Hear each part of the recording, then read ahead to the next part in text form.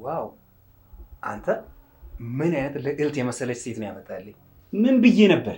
እይታን ቤኪያት። በዛ ላይ ቁመናዋ ከነ አለባበሷ ደግሞ ፈገግታዋ። ስምሽ ማን ነው የኔ ቆንጆ? ኮኪ ቀበጦ እባላለሁ። አቤት ግን ላፍ ብለው ነው የሚጠሩኝ። ከፈለክ እንደዛ ብለህ መጥራት ትችላለህ። ኖ አቤት በመጠራሽ ስምማ እንደዛ እያልኩ አልጠራሽም። እኔማ ንግስቴ ነው የምልሽ። በትክክል የሚመጥናት ስም። አስበው እችን የመሰለች ልጅ በዛ ላይ አሜሪካ ስትገባ። ልክ ብላል። እችንማ ሲያያት ሁሉም ሰው ነው በእኔ ምርጫ የምደመመው። ቶቶ ምርጫንማ እኛ እንምረጣት። በልበል ሰውየው። እኔ ፖለቲካ አልወድም፣ ሰላማዊ ሰው ነኝ። ይልቅ ከዚች ቆንጆዬ ልጅ ጋር ልብ በልባችን እንድናወራ አንዴ ትፈቅድልናለህ? ይቻላል። በዛ ላይ ዝምተኛ ትመስለኛለች። ፍቅሯን ከንግግር ይልቅ በተግባር የምትገልጽ ነው ይመስለኝ። ልክ ነኝ የኔ ቆንጆ?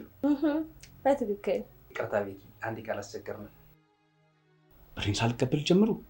አረ መጀመሪያማ የድለላ ብሬን ነው መቀበል ያለብኝ። ከጀምሩ በኋላ ደግሞ አይሆንም ስዋስ ላይ መግባት። ወይስ ከጀምሩ በኋላ በእርግጄ ልግባባችሁ? በቃ እንደሱ ነው የሚሻሉ ብሬን ለመቀበል። ብታይ ስንት ሴት እንዳመጣልኝ። አንዴ በሀገር ልብስ፣ አንዴ በሽፎን እየመጡ በየተራቸው ወዛገቡ። አንቺ ግን ኮንፊደንስሽ ራሱ በቂ ነው። ቤኪ አለ እንዴ? ኧረ የተወሰነ ደቂቃ ስተን